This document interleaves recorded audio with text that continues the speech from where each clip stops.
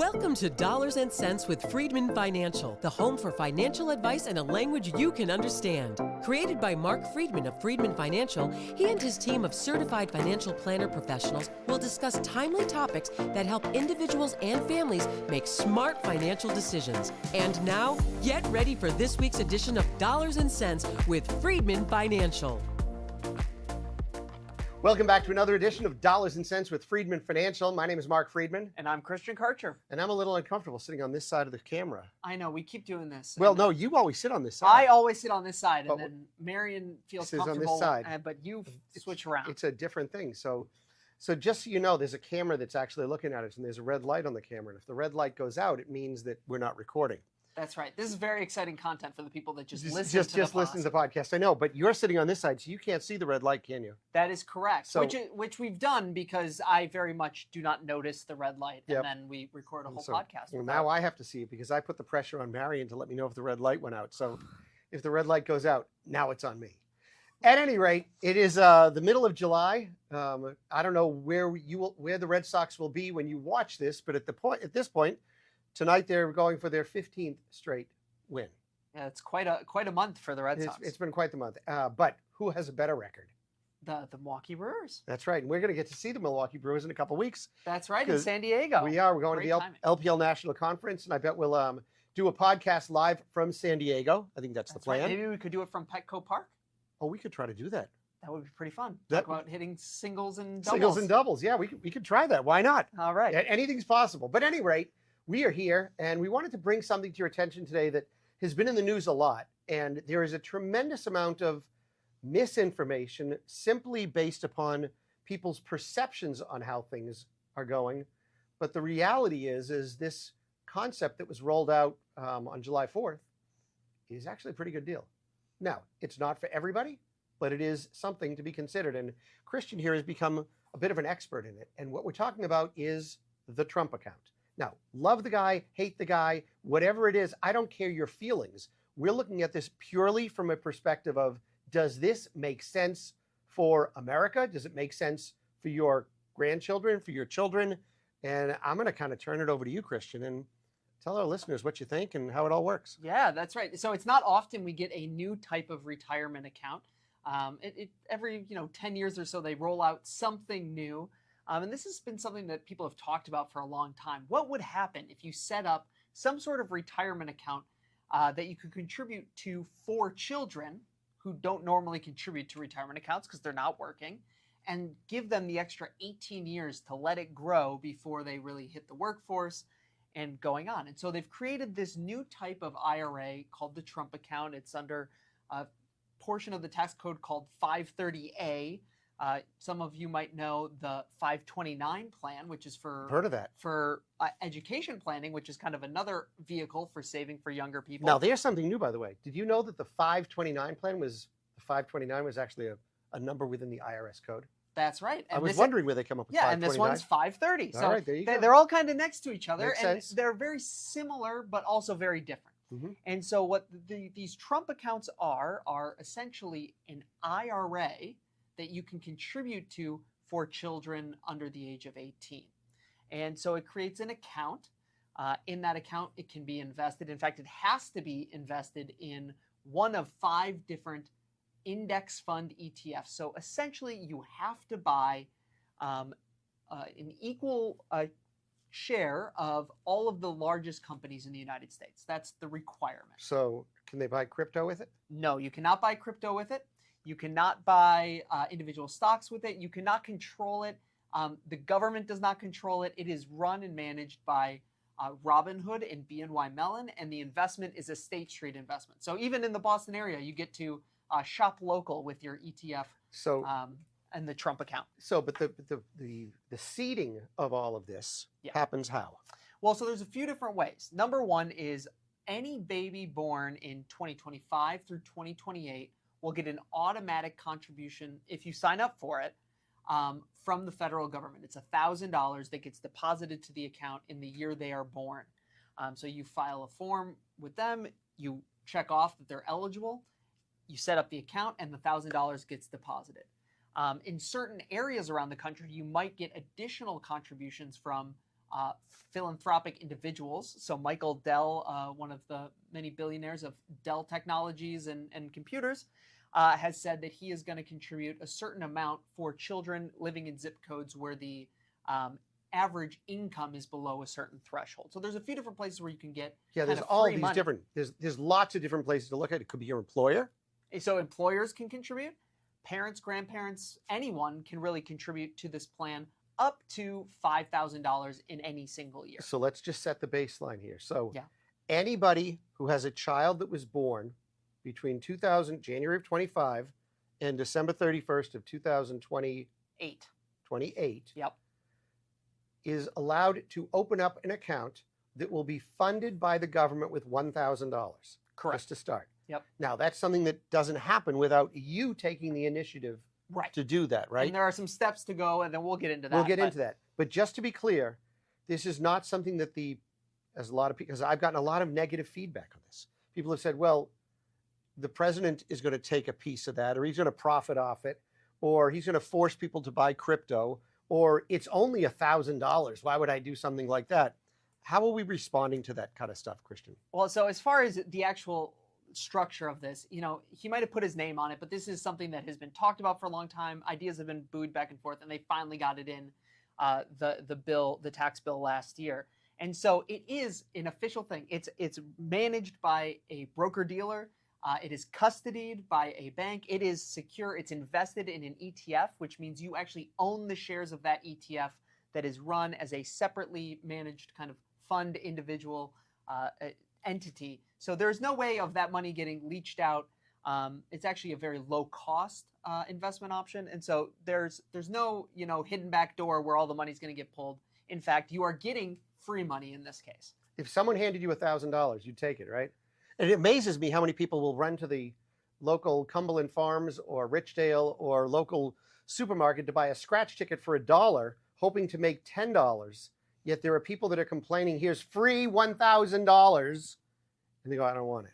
That's right. Doesn't make any sense to me. No, and but there's a lot of stuff in America that doesn't make sense to me these days. Well, I guess if you're certain people who make like more than $1,000 an hour, I guess. Maybe then you leave it on the table because it takes about an hour to set up this account. All right, so that's the drawback. It's going to take a little while to set up the account online, right? It is all online. So you have to first file what's called the 4547. We actually have notes here today. Yes, yeah. Form 4547 with the IRS. You can either do that directly through the IRS website if you have an IRS login, or if you download the Trump Accounts app, which is what you'll have to manage the account anyway. There's a link in there to file this form. Usually within 3 to 5 days, we've been seeing people getting emails back saying, okay, we've got your form. It's been processed. We're ready to go. You click a link in that email. It takes you to either the app or a website if you're doing it on a computer. You plug in some basic information about the person who filed the form, so the owner. Mm-hmm. Importantly, this has to be the child's parent, or if the parents aren't around, legal guardian. So hold on. Let me just back you up for one thing here. So I'm reading this quick start guide that we've put together here. And if you'd like one, just reach out to the office. We're happy to send this to you. Yep. But you were going to receive an email. And last week we talked about things to look out for, fraudulent emails. Yeah, absolutely. And here's the thing. The email you're going to get is going to come from no-reply at trumpaccounts.treasury.gov. Yes. Now, I guess I would think that if Marc hadn't told me that, I might think that that is a bogus email I'm getting. That's right. Well, the thing that really can help you say, okay, what are we looking at is the .gov at the end in that email. Right. Now, one of the things that is throwing people off and people are getting a little bit skittish about is when you click that link, it no longer goes to a .gov web address because the account is opened through Robinhood and BNY Mellon. And so it becomes trumpaccounts.com is the website you go to, which is a little bit confusing. But you do want to be sure that that email is coming from the .gov. There is expected to be a lot of spoofed emails of people trying to get private information with that. If you ever have a question about that, you're a client of the office, send us a screenshot, say, is this the right one? And we're happy to look it over for you. All right. So you were saying There's going to be, you're going to has to be set a password. Yep. There'll be the two-factor authentication, and then you have to start putting in some information. Yeah, and in fact, because you've already filed that form with the IRS, you'll plug in your name or the name of the parent and hit continue, and whatever child is eligible and was on that form should pop up as an option. You select a little click box next to each of them, hit continue, however many kids there are, and it will open those accounts. Those accounts become open. Usually within a couple days, we're seeing that $1,000 getting deposited, and it goes to the default, which is the State Street S&P 500 index ETF. Now, many people have heard of the State Street Index with the index letters SPY, Sam, Paul, Yellow. Yep. This is not going to SPY, which has a 0.09% expense ratio. It's going to something even better. It's going to SPYM, as in Mark, but no, not money's not coming to me. But the expense ratio there is 0.02. That's it. So it's 2 cents for every $1,000 that's going into these accounts. That expense ratio is basically nothing. And no, Trump isn't getting the 2 cents of every $1,000. That's right. Robinhood, all these companies they have to operate with something. They have a very small margin there. That's how it's working. I know I keep going back to this about making you realize that just because our president can come across as very narcissistic and likes to put his name on things and name forms after himself and watches and computers and Bibles and all that other kind of stuff, this is real money, folks, that cannot be taken away from you. That is right. And so you just go through that process, set up the accounts, money will get deposited. From there, if you want to make additional contributions, you can do so with a debit card or an ACH, just connecting it directly to your bank. There's a QR code that you can give out at the holidays if you want other people to contribute to the plan. Yeah, if Grandma wants to give money or Auntie Sue wants to give money, during the holidays, they just scan the QR code and upload $25 if they want, or $2,000 if they want. That's right. And like I said, there is a limit of $5,000. If for whatever reason someone gives you too much, it goes over that. They create a supplemental custodial account, which is just a taxable investment account where excess will go to. But the money that's in the custodial account, of course, you'll have access to. That's right. Unlike the Trump account, right, that continues to grow, which has some handcuffs on it. A lot of handcuffs. And so one of the handcuffs being you cannot touch it at all in the first 18 years of life. And then after 18, it becomes an IRA. For many of you who have retirement accounts, you know that if you pull money out of an IRA before 59 and a half, there is not only tax to pay, but there's also a penalty. So really, if you're contributing to one of these Trump accounts, the idea is you are giving money to this child to kickstart their retirement. This is not money for education. This is not money for buying a first house or getting your first condo or buying a car or any of those items that might happen early in life. Instead, this is saying, I want to get you a head start on saving for retirement. If you want to do education savings, we go back in the tax code to the 529. That's a great place for education savings. If you want something to help with cars or other, day-to-day expenses as people are growing up, that's more what you look at for that UTMA or the custodial account. Yeah, I just look at it that, oh my goodness, even if you just put in took the $1,000, actually there's a thing here. If you just received the $1,000 and that's it, no one ever gave any more money to you, and the account earned 7%, which is very reasonable for an S&P 500 fund or ETF. At age 18, that 1,000 turns into 3,400, and you might say, "That's it?" Well, you didn't have any money to start with, and you weren't touching this money. It was free, right? Yes. And if it earns 10%, it's $5,600. Now I don't know what it's going to earn; I have no idea. But imagine this: imagine you put in $1,000. You got the $1,000 free, but you, as a parent, a family member, just gave $250 additional to the Trump account every year until age 18. If the account earned 7%, it would be worth $12,000. If it earned if it earned 10%, it would be worth $17,000. And that's just at the basics. I'm not even going to give you the real big numbers that go into figure digits. It's huge. Imagine how many 18-year-olds you know that are approaching college with nothing to their name. And mom or dad have not extra money because they're contributing money maybe to their college funds or whatever. But these kids have seed money. But there's so many people, less than 50% of Americans barely have any money to retire on. This account is so important to fueling the future of the next generations.